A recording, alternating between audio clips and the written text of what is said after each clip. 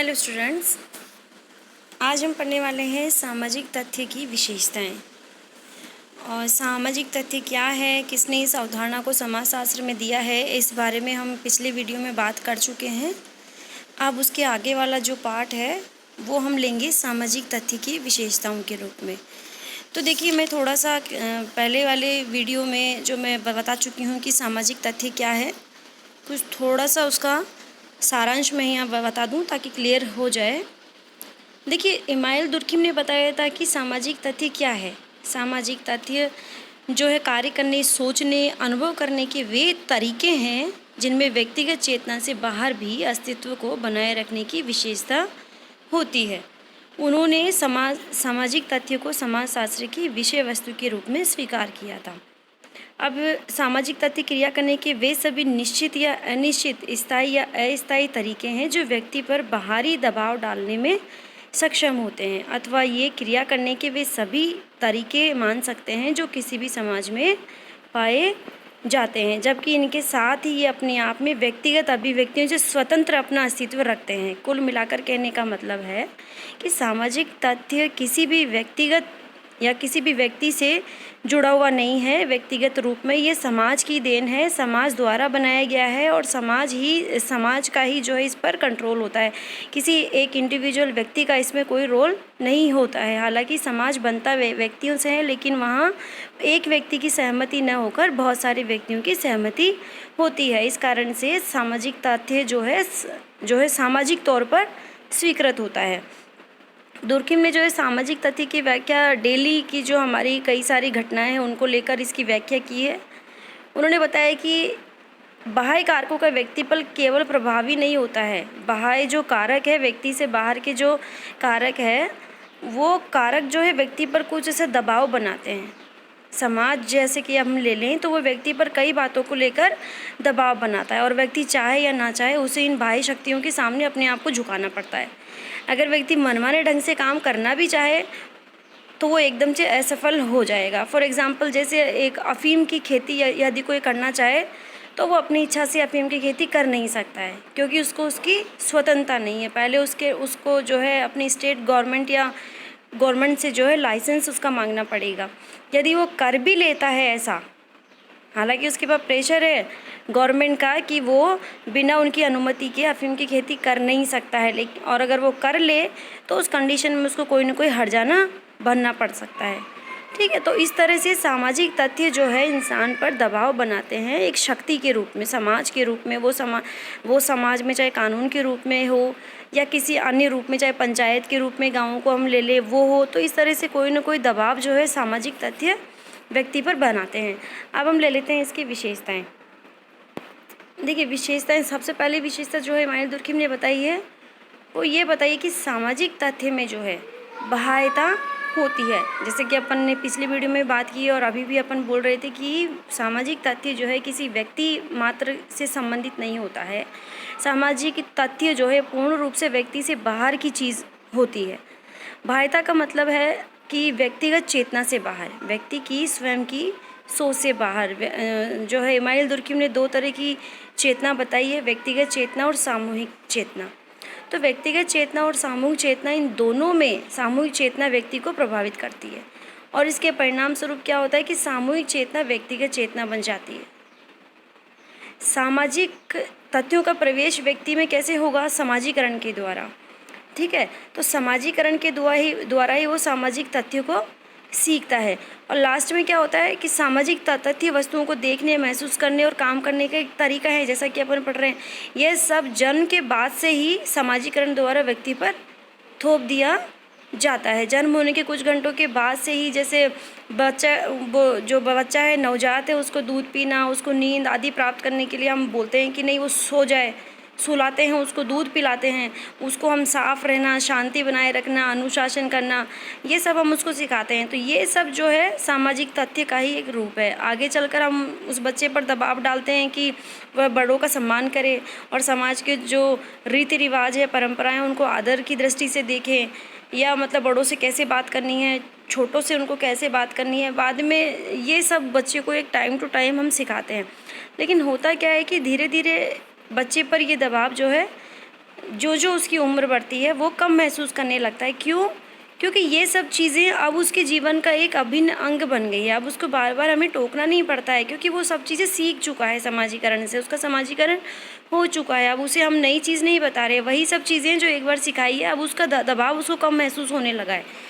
ठीक है, शुरू में जो वहाँ उसको एकदम दबाव सा महसूस करता था बच्चा कि नहीं मैंने ये गलती कर दी, अगर मैं ये करूँगा तो मुझे डांट पड़ेगी, लेकिन एक उम्र के साथ ये दबाव जो है उस पर कम बन जाता है, क्योंकि ये जो उसका समाजीकरण हो चुका है वो बहुत सारे सामाजिक तथ्यों को अपने अंदर ग्रहण कर चुका है, तो उससे वो दबाव उस पर कम बन जाएगा। ठीक है, तो इस तरह से जो है ये सामाजिक तथ्य, इनमें बाह्यता होती है। कहने का मतलब समाज ये व्यक्ति के अंदर के नहीं है कि एक व्यक्ति ने बनाए। रिवाज, हमारी परंपराएं, दिवाली, होली, ये किसी एक व्यक्ति द्वारा नहीं बनाए गए, ये समाज की मान्यताओं के अनुसार बनाए गए हैं, तीज त्योहार। तो इसलिए व्यक्ति को इनको मानना पड़ता है, और एक टाइम के बाद जो है व्यक्ति इनका हैबिचुअल बन जाता है, व्यक्ति इनका आदी बन जाता है कि मुझे कैसे होली बनानी है, कैसे दिवाली बनानी है। उसके जीवन का एक पार्ट जो है वो मान लेता है कि ये सब मेरी जीवन का अभिन्न अंग है। उस रूप में इमाइल दुर्खिम ने कहा है कि जो सामाजिक तथ्य है इनकी प्रकृति बाह्य होती है। अब सेकंड उन्होंने बताया कि सामाजिक तथ्य में जो है बाध्यता होती है। बाध्यता, जैसा कि अभी अपने बात की थी कि सामाजिक तथ्य कोई इंसान अपनी इच्छा से बदल नहीं सकता है, कोई इंसान बनाता इंसान ही है, लेकिन उसमें एक अकेले इंसान की स्वीकृति नहीं होती है। जब बहुत सारे लोग मिलकर एक से विचार को स्वीकृति देते हैं तब उसको हम सामाजिक तथ्य बोल सकते हैं। यदि एक व्यक्ति ही मात्र ये कहने लगे कि होली का त्यौहार बंद किया जाए, होली मनाना गुनाह है, उसमें रंगों का यूज़ करना मना है, तो सिर्फ एक व्यक्ति के कह देने मात्र से ये बंद नहीं होगा, ये त्यौहार हमेशा मनाया ही जाएगा, भले ही वो व्यक्ति हमेशा उसका विरोध करे। लेकिन यदि पूरे राज्य में, पूरे कंट्री में इसका विरोध हो, पूरा समाज इसका विरोध करे, तब क्या होगा, ये होली का त्यौहार मनाना बंद कर दिया जाएगा। ये एक एग्जाम्पल है। क्यों? क्योंकि उसमें सिर्फ एक व्यक्ति की सहमति नहीं है, उसमें पूरे समाज की सहमति है। ठीक है, तो यानी कि बाध्यता इस रूप में कि व्यक्ति जो है अकेला इसको कुछ कर नहीं सकता, बनाता इंसान ही है लेकिन अकेला इसको मिटा नहीं सकता है। और बाध्यता इस रूप में कि कोई भी अगर वो सामाजिक तथ्य नहीं मानता है तो नहीं मानने पर उसको कोई ना कोई दंड मिलता है, या कोई ना कोई उसको हर्जाना भरना पड़ेगा। फॉर एग्ज़ाम्पल, जैसे बैंक के काउंटर में यदि कोई व्यक्ति जाता है तो बैंक में सारे कस्टमर से उम्मीद करते हैं कि वो लाइन में लगकर अपना काम करवाए, शांतिपूर्वक अपना काम करवाए। यदि वो लाइन में नहीं लगता है, हो सकता है उसको डांट फटकार के गार्ड या वहाँ का ब्रांच मैनेजर उसको उस बात के लिए उसकी जो है निंदा करे या उसको कुछ सुनाए। तो ये क्या होगा, उसके ऊपर एक दबाव है कि मुझे, नैतिकता उसकी ये बोलती है कि मुझे लाइन में खड़ा रहकर ही अपना काम करवाना है। ऐसे ही यदि जैसे कानून है, हमारे समाज में व्यवस्था बना रखी है, कोई भी अगर कोई भी समाज के अनुरूप कोई काम नहीं करता है, ठीक है, तो उसको क्या होगा, पुलिस पकड़ लेगी, या उसने कोई अपराध कर दिया है। तो कोई भी इंसान अपराध करने से पहले अपने दिमाग के अंदर ये विचार कर लेता है कि यदि मैं ऐसा करूँगा तो मुझे ये पनिशमेंट मिलेगी, यदि मैं ऐसा नहीं करता हूँ तो मेरे साथ ये काम अच्छा होगा या बुरा होगा। ठीक है, अब यदि वो समाज के अनुरूप कोई कार्य नहीं करता है तो समाज उसके ऊपर क्या दबाव बनाता है, कानून के रूप में दबाव बनाता है। ठीक है, अब कानून के रूप में दबाव बनेगा तो या तो उसको दंड भुगतना पड़ेगा, कारावास में जाना पड़ेगा, जेल में, या फिर क्या होगा, हो सकता है आर्थिक उसको कुछ नुकसान हो और आर्थिक रूप से उसको हर्जाना भरना पड़े। तो इस तरह से समाज ने जो है व्यक्ति पर एक प्रेशर, सामाजिक तथ्य जो कि समाज में है, तो ये सामाजिक तथ्य ही जो है व्यक्ति पर एक प्रेशर बनाते हैं ताकि वो समाज के अनुरूप काम करे, समाज की जो स्वीकृत प्रतिमान है उनके अनुसार व्यक्ति काम करे। अब ये जो प्रेशर है, जो ये बाध्यता है, ये प्रत्यक्ष या अप्रत्यक्ष दोनों रूप से हो सकती है।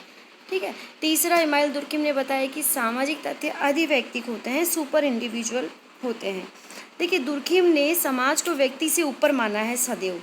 ठीक है, इस तथ्य को इस बात का उन्होंने सबसे पहले उल्लेख जो है उनकी एक थ्योरी है श्रम विभाजन, उसके अंदर किया था। तो उनका मानना है कि समाज जो है व्यक्ति से ऊपर है, व्यक्ति की व्यक्तिगत चेतना तो होती ही है, लेकिन इस चेतना पर जो सामाजिक तथ्यों का दबाव इतना अधिक पड़ जाता है कि व्यक्तिगत चेतना जो है कहीं ना कहीं खो जाती है ना। तो उस चक्कर में क्या होता है कि व्यक्तिगत चेतना क्या हो गई, गौण। ठीक है, तो इसलिए इमाइल दुर्खिम हमेशा यही कहते हैं कि व्यक्तिगत चेतना से सामूहिक चेतना ऊपर होती है हमेशा। समाज में जितने भी सामाजिक संगठन होते हैं उन सबके काम करने के निश्चित जो है नियम होते हैं, पद्धति होती है और परंपराएं होती है। ये सामाजिक संगठन विधि, धर्म और वित्तीय क्षेत्रों में हर क्षेत्र में मिलते हैं। ठीक है, हर धर्म की एक पूजा उपासना की एक निश्चित विधि होती है। वित्तीय जो फाइनेंशियली जो इंस्टीट्यूट है उनके काम करने के अपने औपचारिक तरीके होते हैं। ये सब क्या है, सामाजिक तथ्य है और व्यक्ति के व्यवहार को नियंत्रित करने की भूमिका लास्ट में इन संगठनों के हाथ में चली जाती है। ठीक है, तो इसलिए व्यक्ति जो सामाजिक तथ्य है वो अधिवैयक्तिक माने गए हैं। फोर्थ हम लेंगे सामाजिक धारा। देखिए, सामाजिक धारा किसको बोला है? ये ठीक है कि सामाजिक तथ्य का उद्गम यानी कि उनकी उत्पत्ति जो है औपचारिक या अनौपचारिक संगठनों द्वारा समाज में उनके नियम, उपनियम या आस्था या विश्वास या परंपराओं से होता है। लेकिन दुर्खिम इस तथ्य को स्पष्ट करते हुए कहते हैं कि सामाजिक तथ्यों का उद्गम जो है स्थापित सामाजिक संगठनों में ही होता है, ऐसा आवश्यक नहीं है। उनका तो ये मानना है कि कुछ ऐसे भी सामाजिक तथ्य है जो सामाजिक संगठनों की तरह स्पष्ट नहीं है, लेकिन उनका अन्य सामाजिक तथ्यों की तरह ही व्यक्ति के ऊपर वर्चस्व है। ठीक है, ऐसे सामाजिक तथ्यों को ही दुर्खिम ने सामाजिक धाराएं नाम दिया है। फॉर एग्जाम्पल, जब कोई समूह किसी दलित, दलित या दुखी समूह को देखता है तो इस समूह के प्रति जो है उस इंसान की सहानुभूति उत्पन्न होती है। ये सहानुभूति का जो ये फैक्ट है ये किसी के कहने से नहीं आया है। बाढ़ पीड़ित लोगों को यदि हम देखते हैं या भूकंप पीड़ित लोगों को देखते हैं या सड़क पे पड़े किसी ऐसे आए व्यक्ति को देखते हैं तो एक दया का भाव आना, ये दया का भाव किसी सामाजिक संगठन द्वारा हमें प्रेरित करके नहीं आया है। ये व्यक्ति के अंदर की भावना है, उसका विश्वास है, उसका संवेग है। ठीक है, उससे ये उत्पन्न हुआ है। तो इसी तरह की जो भावना है इसको जो है इमानुएल दुर्खिम ने सामाजिक धारा का नाम दिया है। ठीक है, क्योंकि लोगों का विश्वास होता है कि हो सकता है कल इनकी जगह हम हों। बाढ़ पीड़ित हैं तो हो सकता है कि कल हम भी कभी बाढ़ के शिकार हो जाए। भूकंप पीड़ित है तो हो सकता है हम भी कभी भूकंप को कभी महसूस करें या इस हालात में कभी हम भी आ जाएं। तो ये सब क्या इंसान के अपने संवेग है और इन्हीं को इमानुएल दुर्खिम ने सामाजिक धारा का नाम दिया है।